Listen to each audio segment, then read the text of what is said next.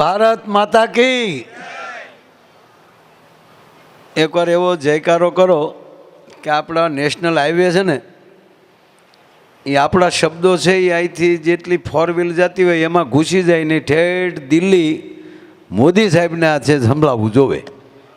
ભારત માતા કી, ભારત માતા કી. આભાર, ધન્યવાદ. આજના આવા રૂડા સ્નેહ મિલનમાં જેમણે આ સ્નેહ મિલન કર્યું છે એવા ક્રિટી સાહેબના આમંત્રણને માન આપીને પધારેલા તેમજ આપણા માનવંતા મહેમાન વિનોદભાઈ સાહેબ, પાર્ટીના અધ્યક્ષશ્રી, બાજુના પાડોહીન લીમડીના ગામના થોડાક ગામ લઈને બેઠા છે એવા ધારાસભ્યશ્રી, ચૂંટણી અધિકારીશ્રી, ટૂંકમાં મંચ ઉપર બેઠેલા તમામ વડીલો, વધારે હું સમય નહીં લઉં, સામે બેઠેલા તમામ વડીલો, કારણ કે મેં દુહાસન ઘણા ગાયા અને આવડા એ લોકોએ એવું નક્કી કર્યું કે દિવસે ખરેખર ઊભા ઊભા બોલવું જોઈએ, એટલે મને પાછો ઊભા ઊભા રજૂ કર્યો છે, બીજું કાંઈ નહીં.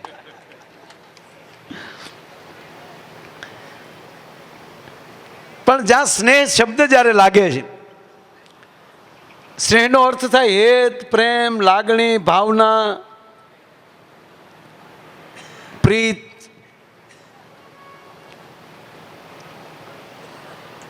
અને જ્યાં સ્નેહ હોય ત્યાં આડું બીજું કાંઈ આવતું નથી. એક જ નાની વાત કહી અને સાહેબશ્રીને સાંભળવાના છે. ભગવાન કૃષ્ણ, વિનોદભાઈ સાહેબ, એના ખંભા ઉપરથી 2 વાર પિતાંબર પડી જાય છે એના જીવનમાં. એના ખંભા ઉપરથી 2 વાર પિતાંબર પડ્યું છે. એકવાર પિતાંબર પડ્યું છે મહાભારતના યુદ્ધમાં અને બીજી વાર પડ્યું દ્વારકામાં. દાદા ભીષ્મને 3 દી થઈ ગયા. ધીરે ધીરે સાહેબ યુદ્ધ કરે ડોલર સાહેબ. એટલે રાતે દુર્યોધને કીધું કે દાદો ભીષ્મ છે આપણી ભેગા, આપણા કક્ષમાં છે પણ આપણા પક્ષમાં નથી.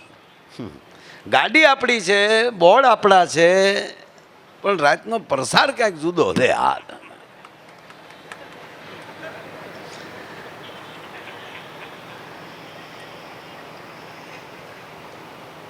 આનું કરવું શું મારે? આ સાંભળી લેજો, ધર્મ એને જ કહેવાય. દુર્યોધન રાતે દાદા ભીષ્મ પાસે જાય છે. એટલે દાદાએ ક્યાંય બરોબર જવાબ ન દીધો. બેટા તું તારું કામ કર. પણ કે હવે કરવું શું? તમે સાંભળજો, રાતે દાદા ભીષ્મ પાસેથી નીકળી અને દુર્યોધન ધર્મરાજ યુધિષ્ઠિર પાસે જાય છે, સામે પક્ષમાં. આવ દુર્યોધન, હા મોટા ભાઈ, કે આ દાદા છે અમારી ભેગો પણ અમારા પક્ષમાં નથી લાગતો. કે ક્યાંથી હોય? ગંગાનો દીકરો છે. બોલે છે ધર્મરાજ કે ગંગાનો દીકરો છે, ક્યાંથી હોય? કે પણ છતાં હવે એને ક્રોધમાં લાવવો હોય શું કરવું પડે? તાકે નબળાનું ખવડાવી દે. કે પણ તાત્કાલિક નબળો ગોતવા કેમ જાઓ? તો હવે ધર્મરાજા કેમ કે તારે ક્યાં આખું જવું પડે એમ છે. ત્યારે દુર્યોધન કહે છે મોટા ભાઈ નબળો કેવો કોને? કે જે પક્ષી ચણતા હોય એને પોતાના હાથમાંથી ચણ નાખે અને ચણ્યા વગરના પક્ષી હાલતા ઉડીને વયા જાય, આ 1 નંબરનો નબળો. દુર્યોધનને ચૂક આપણે જ અખતરો કરાય. સવારમાં દુર્યોધને અખતરો કર્યો અને પંખેડાને ચણ નાખી હતા. હાડાડાડાડાડાડ કરતા પંખે ઉડી ગયા અને બુરા દેખન મેં ગયો, બુરા મિલાને કોઈ જપખટ ભીતર દેખિયા, મુझसे બુરા ને કોઈ. હાય હાય મામા મોળા મોળો તો કઈ હું જ મીર્યો છું. અને એણે જ આમ કે ભાઈ રસોઈ તૈયાર કરી. મહાભારતનો પ્રસિદ્ધ પ્રસંગ સાહેબ. આમ રસોઈ તૈયાર કરી અને દાદા ભીષ્મને જમવા બેસાડ્યા. પહેલાં જ કીધું કે દાદા જમવાનું આવ્યો છે. એટલે દાદાએ કીધું કે ના ભાઈ, મેં કોઈ દી મારી મહેનત સિવાય ખાધું નથી અને એમાંય 18 દિવસ તો હું કેવલ ને કેવલ ફળ આહાર ઉપર રહેવાનો છું, જેટલું જીવો ત્યાં સુધી. તાકે દાદા મારી ભેગા ન જમો તમારા પૌત્રના હમ. હવે પૌત્રમાં પાંડવો આવી ગયા ભેગા. અને દાદા ભીષ્મને ચૂક મારો દીકરો ધોળામ ધૂળ નાખે એવો ચોસા હાલ હવે બીજું શું. અને ત્યારે એ વખતની જે કાંઈ સગવડ હતી આમ જ્યાં બાજોટ નખાણા અને થાળી આવી અને હાથમાં હજી કોળીઓ લીધો ને તા દાદા ભીષ્મની આંખ્યો એમ કહેવાય તપેલ ત્રાંબા જેવી થઈ ગઈ. અને તમને કહું ન્યાલી દાદો ઊભો છો ને કીધું કે ક્યાં ગયા પાંડવોના દીકરા, શું સમજે છે એના મગજમાં. અને તેથી એમ કહેવાય દાદો ભીષ્મ જેથી ક્રોધિત બન્યા તેથી કૃષ્ણ પરમાત્મા મળ્યા હતા સોકડા હરખા કરવા કે અર્જુન કે હા આજ એક આવે છે ભાઈડો પાછો મેદાનમાં, આજ માર નહીં તો કાંઈ નહીં પણ માર ખાતો નહીં એ ધ્યાન રાખજે. બન્યું એવું દાદા કે ભગવાન કૃષ્ણના વસ્ત્રોને ચીરી ચીરીને ભીષ્મના બાણ જાય છે, કારણ કે સારથી છે પોતે. સામે કોણ છે એની કરતા તમારો સારથી કોણ છે, તમારો માર્ગદર્શક કોણ છે એના ઉપર બહુ આધાર હોય છે. અને બન્યું એવું કે દાદાને એને પ્રતિજ્ઞા લીધી કે આજ જો કૃષ્ણની પ્રતિજ્ઞા ન તોડાવું તો ગંગા સૂત ન કહાવું, ગંગાનો દીકરો મટી જાવ. અને દાદાએ ટૂંકી વાત લઉં હોય ઝાડકીને બાણ નાખ્યું, મારે કાંઈ સંત ગાવા નથી. એક બાણ ઝીક્યું ને દાદા ભીષ્મએ તો ઘોડા આમ વયા ગયા, રથ આમ ગોથું ખાઈ ગયો, અર્જુન આમ પડી ગયા, કૃષ્ણ આમ વયા ગયા. અને જેવા બધા ભાંગીને ભૂકોથી ને હેઠું બધું પડ્યું એટલે દાદા ભીષ્મે ધનુષ બાણ હેઠા મૂકી અને તલવાર લીધી હાથમાં અને પેગની પહેરી દયો, પેગની હિલાઈ દયો, રથની પેગની ઉપર પગ દઈને આમ ધરતી ઉપર પગ દીધો અને ગાંડો હાથી થયો હોય મદમસ્ત અને એને હોડીમાં બેહાડવામાં આવે અને હોડીની જે હાલત થાય ને એવી પૃથ્વીની હાલત થતી હતી. દાદો ભીષ્મ પગલા પડતો હતો તારે. ગૌવા મધુરા ગોપા મધુરા વદનમ મધુરમ હલનમ મધુરમ ચલનમ મધુરમ મધુરાદેપતિ રકિલમ મધુરમ. આ મધુર કૃષ્ણ ત્યારે કાંઈ મધુર નહોતા લાગતા, ફાફા મારતા હતા.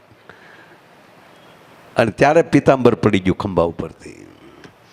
ત્યારે મા પૃથ્વીએ કીધું કે હે પિતાંબર તું કૃષ્ણનું ઢાંકણ છો ને આજે કૃષ્ણ આવી પરિસ્થિતિમાં ત્યાં એને સપોર્ટ મૂકી દીધો, સાથ મૂકી દીધો.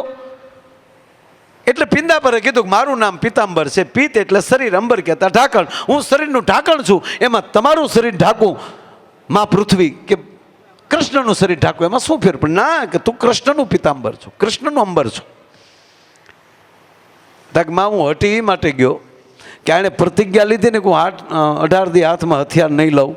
કે હા જ્યારે નજીક હું જ હતો અને નજીકનાની ભોઠેપ જેને લાગે ને એ બીજાને ન લાગે એટલે હું એ હાટું હટી ગયો. ઘડીક કૃષ્ણ મારથી ભોઠો ન પડે એને જે કરવું એ કરી લે. તક કાં તક એ આગળ ઊભો થવાનો છે. અને આપ જાણીએ છીએ કે ભાંગલા રથનું પડ્યું એ સુદર્શન જ હોય, બીજું કાંઈ ન હોય, પણ ચિત્ર દેખાણું એવું. અને હાથમાં જ્યાં પડ્યું લઈને ઊભા થયા અડતા તો હથિયારનો ઘા કરીને દાદો ભીષ્મ ત્રાહિમામ શરણાગત છો, બસ મારે જે કરવું હતું મેં કરી લીધું છે અને તમે પ્રતિજ્ઞા તોડી. અને ત્યારે કૃષ્ણ બોલ્યા હતા કે હે દાદા ભીષ્મ મોહી પ્રતિજ્ઞા તો હે કાજ, મેં પ્રતિજ્ઞા તોડી છે એનું કારણ તું ગંગાનો દીકરો મટી જા એ મને પહોંચ નથી. એમ જીવનમાં જેની જેની માટે જ્યારે જ્યારે ક્યાંક તકલીફ પડે ને તેથી કૃષ્ણ આવી રીતે ઊભો થઈ જતો હોય છે. અને જ્યાં ભગવો હોય ત્યાં ભગવાન હોય ને હોય,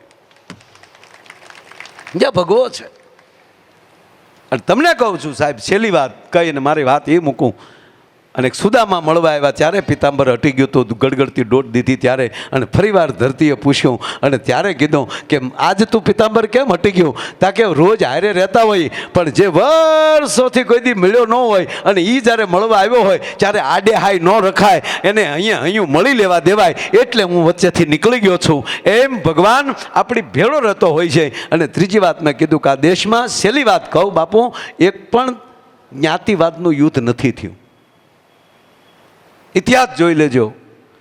રાણા પ્રતાપ અને અકબર એની મેં વાત કરી, મારે ત્યાં જાવુંથી વાત કરવા પણ પછી આપણો કાર્યક્રમ એટલે અત્યારે અહીં પૂરું કરી નાખું.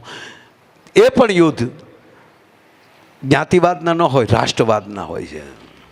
ધર્મ અને અધર્મના સત્ય જેને કોને જ્યાં નજીક દેખાણું. જો જ્ઞાતિવાદના યુદ્ધ હોત તો અકબર ભેગા માનસી ન હોત અને મહારાણા પ્રતાપ ભેગો હાકિમ ખાન સુરી ન હોત. હાકિમ ખાન તોપું બનાવતો હતો ત્યારે. હાકિમ ખાન પોતે બંદૂકો વિનોદભાઈ બનાવતો હતો, પોતે પોતાની પ્રોડક્ટ. અકબરે સંદેશો દેવરાયો કે ભારતના કોઈ પણ રાજ્ય ઉપર હાથ મૂકી દે ન્યાનો તને સુલતાન બનાવી દઉં, પણ તું મારી ભેગો વી આવ. અને તેથી હાકિમ ખાન સૂરીએ એટલું કીધું હતું કે જે ધરતી મેં पैदा हुआ हूँ ये मिट्टी से मैं गद्दारी नहीं कर सकता.